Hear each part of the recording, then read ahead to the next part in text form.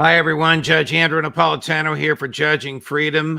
Today is Wednesday, April 3rd, 2024. Phil Giraldi joins us now. Phil, thanks very much for joining us. You have been, since we started this show, the voice of reason and sanity on many matters involving the intelligence community. You're now becoming the voice of morality as well. The viewers should know that you and I just concluded a conversation off air before the show started that the behavior of the Netanyahu government continues to astound, and the West's indifference to it is horrific in its own right. Before we get to the moral judgments, let's start with the two latest developments. One is the the murder of 7 food aid workers who were hunted down for an hour and a half, whose vehicles were clearly marked but bombed by the Israelis nevertheless. And the other is the Israeli destruction of what is actually Iranian sovereign real estate, which is the Iranian consulate adjacent to the Iranian embassy in downtown Damascus, Syria. Let's start with the food workers first. One of them was an American. I haven't heard a peep from Tony Blinken. Have you? No, nor from the president, apart from an expression of outrage and heartbreak, he said. This is the typical crap that comes out when a politician wants you to believe something that he doesn't care about.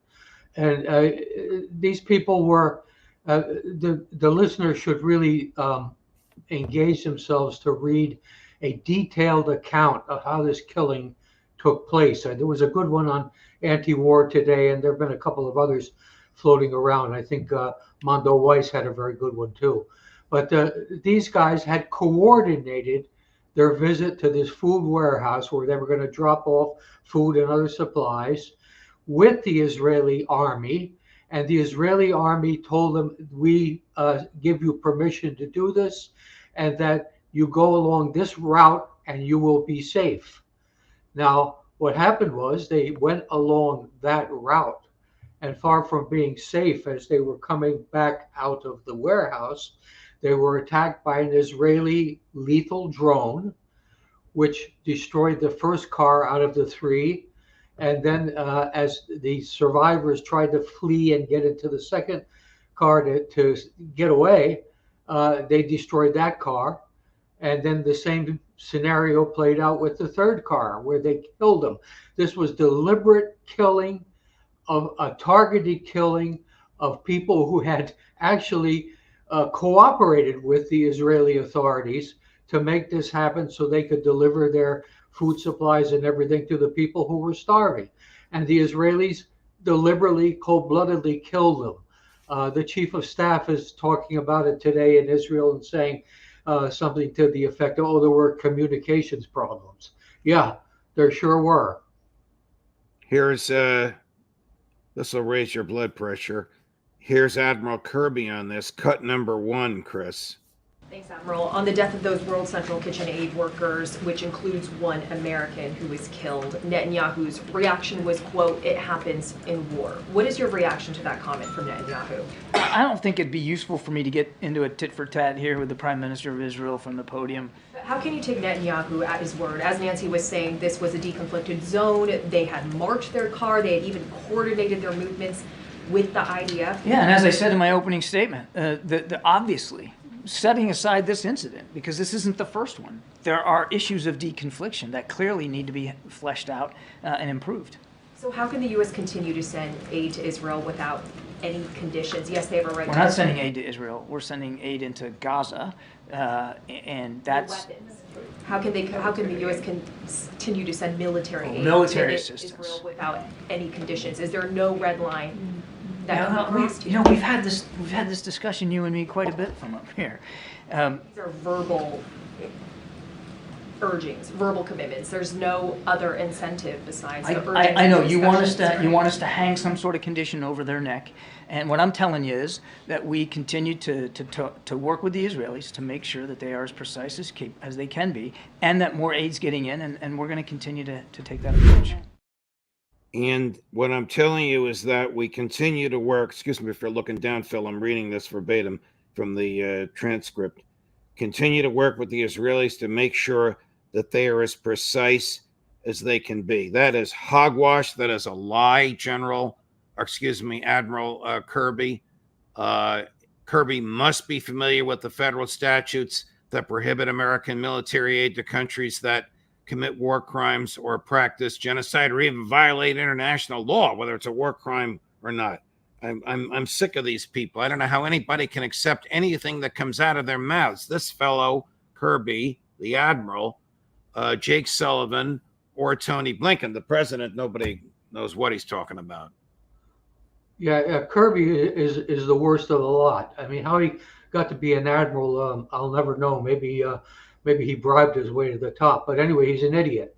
He keeps saying that Israel is providing no evidence whatsoever that they're committing any war crimes or misusing any of the weapons that we provide them with, and this is a lie. This is a flat out lie. There are plenty of witnesses, plenty of testimony to what Israel has been up to. And so he's constantly on the defensive, defending Israel. He said in a couple of his recent presentations that there's not even any discussion of in any way putting pressure on Israel in the only fashions that Israel would respond to, meaning cutting off money or cutting off weapons. But yeah, we continue to have discussions with them. I mean, this man is a moron. And the fact is that the whole administration is wrapped up into this. They're trying to pretend that they're humanitarian leaning, that they really feel bad about these people that were killed, that were targeted and killed. And we really feel bad about them, but they're not going to do anything about it. It's just this is a nightmare that we're living in right now. I know I've said this too many times, probably in the past, but this is unimaginable what is going on here and what the Israelis are getting away with and what this administration is getting away with. And let's be fair about this. There are plenty of Republicans who are coming out with the same kind of nonsense. Oh, God. Let's finish a thing. Let's nuke them. Yes. Let's kill all of them. Two Republican congressmen, I don't remember their names. One, about 2 weeks ago, we ran the clip. Medea Benjamin was approaching him in the hallway, and he said, kill them all, and then he tried to backtrack. But yesterday, this character, I don't know his name, another one, said nuke them. This is just simply outrageous that a person who writes the laws would make a statement like this. Haaretz is reporting that since October 7th, Phil, before we get into the assault on the consulate in Damascus, that the IDF has stolen 6,000 acres of land. Stolen 6,000 acres of land. Are they planning new settlements in that land already during a war? Yes, they are, and this is land on the West Bank, obviously, which was by the legal dispositions that created the Israeli state. This was supposed to be part of the Palestinian state, and this has been eroding and eroding and eroding ever since that time, 75 years ago. And now they've just, I mean, this is just terrible PR, if not anything else, on the part of the Israelis, that the fact that they're stealing this land and it's being reported in the international media while they're also destroying the last functioning hospital in Gaza and killing as many as 1,000 people, and now killing these aid people that are there to help keep people from starving.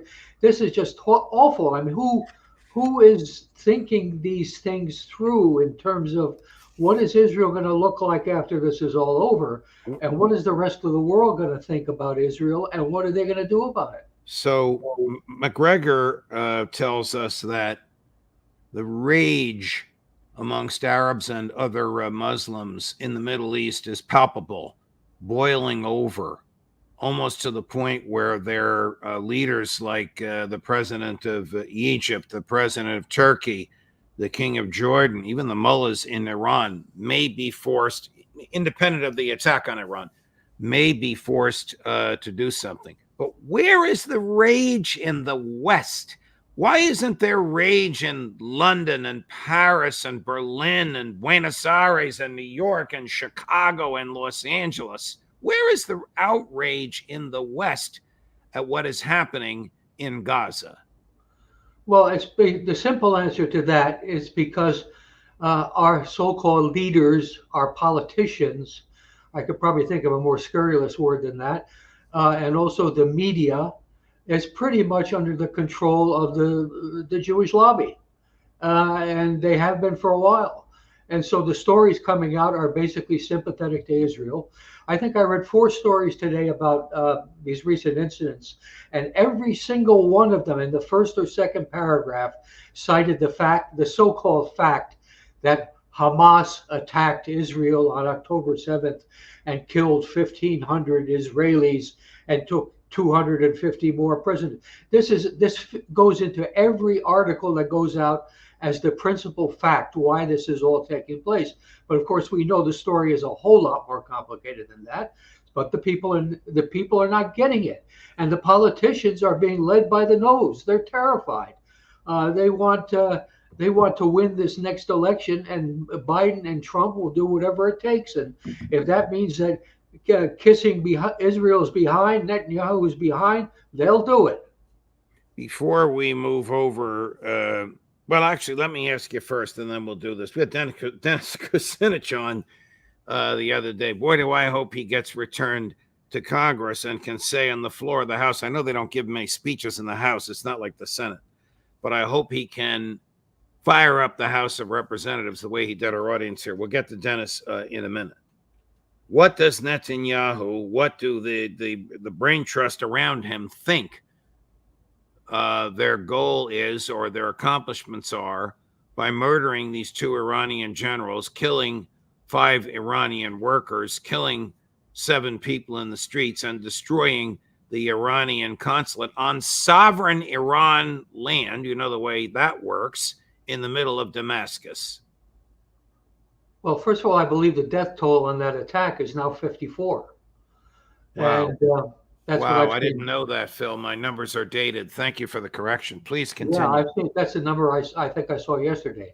But the fact is that Israel wants and intends to start a war that will involve the United States in the destruction of Iran. I think it's that simple. And I think Doug McGregor would probably agree with me on that point. They've been attacking Syria, which is not at war with Israel and has not attacked Israel, I believe 54 times in the last 3 months, and killing people on many of the occasions. And now this one is the most provocative attack of all, because as you say, it involves the Iranian embassy, the Iranian consulate general in Damascus, capital of Syria, and it killed a large number of people. They're hoping that Iran will do something to react. And guess what? The good old US of A will get into it, certainly on the side of Israel. And that's where they hope this is going to go. And that's what's really dangerous about this situation. And that's why these politician airheads that we have in Washington aren't being a lot more careful about how they play this game. And bear in mind also, something that I've mentioned 4 or 5 times, is that Israel is a nuclear power. Now think of that. Iran is not a nuclear power. Syria is not a nuclear power. And Israel is a nuclear power. It is seeking to, in my mind, establish its dominance in the entire region and destroy Iran in the process. I want you to listen to what Dennis Kucinich had to say about this yesterday. You will appreciate his colorful language, which is close to rivaling yours, Professor Giraldi.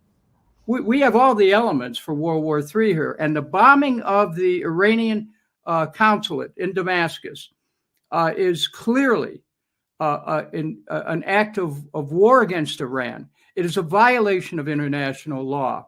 And at this point, the Netanyahu government doesn't care about international. As far as they're concerned, there is no international law. They are now a rogue government. And what's happening, they've destroyed the Al-Shifa hospital. They've killed about 33,000 Palestinians and more, injuring countless people.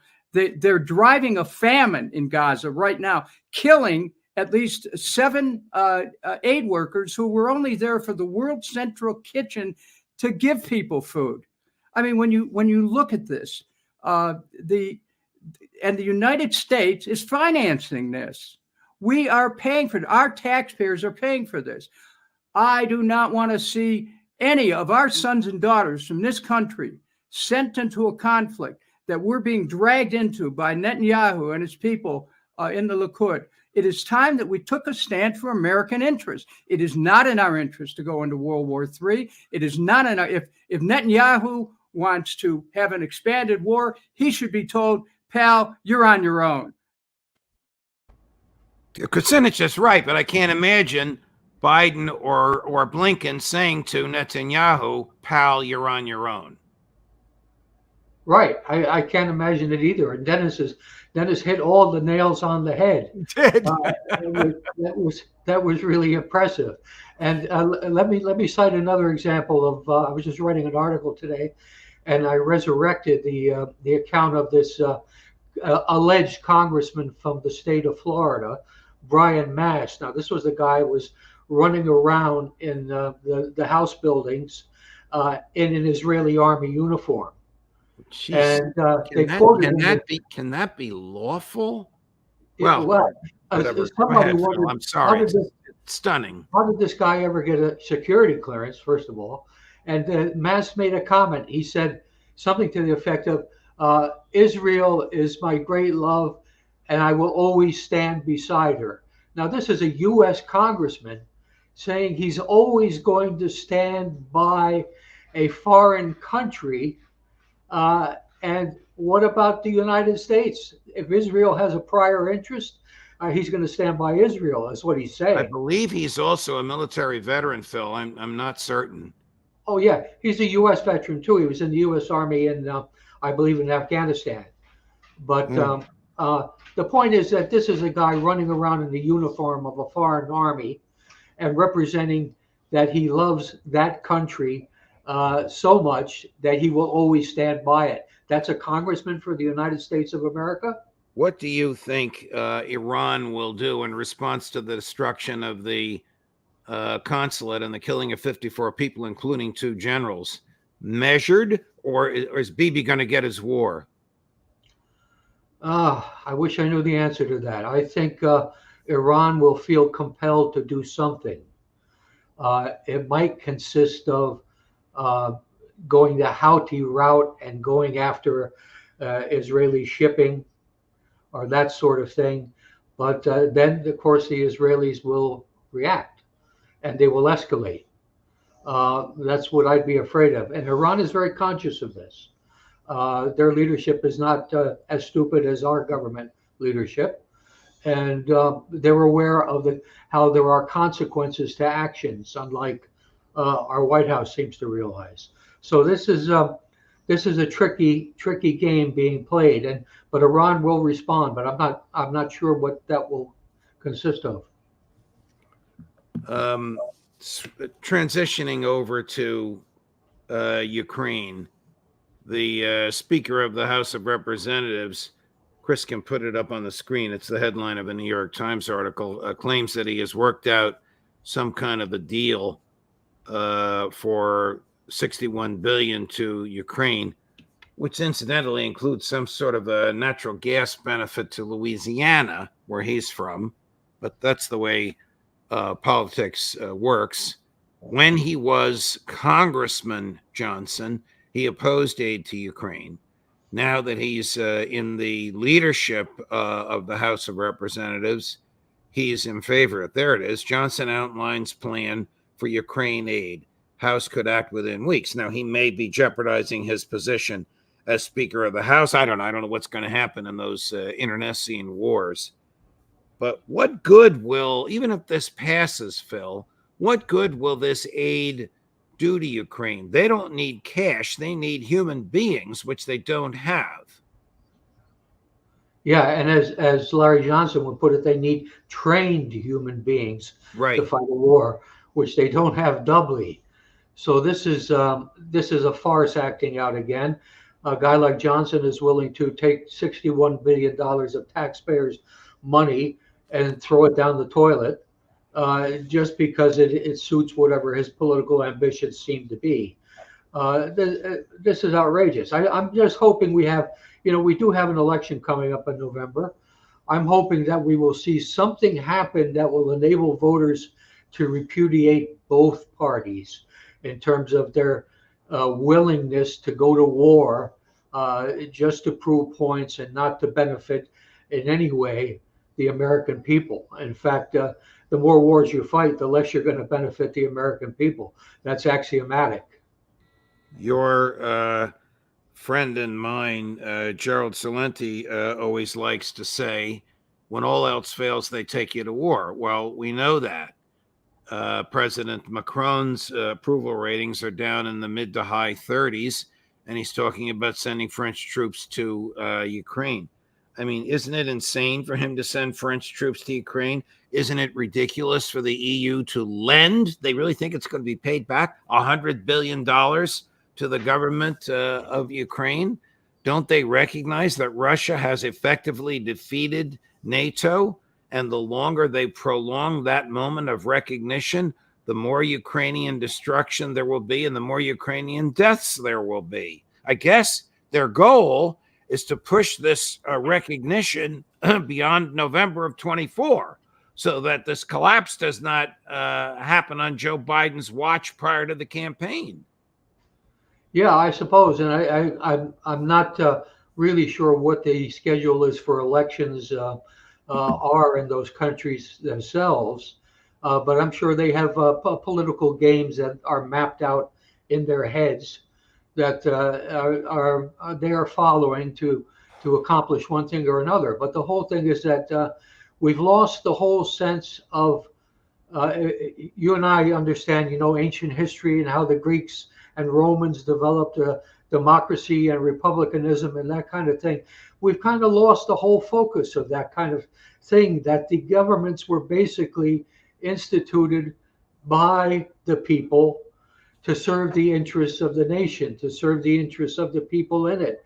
And we've gotten this whole kind of government by elites who no longer understand any of these principles and are really out for whatever they can get out of it.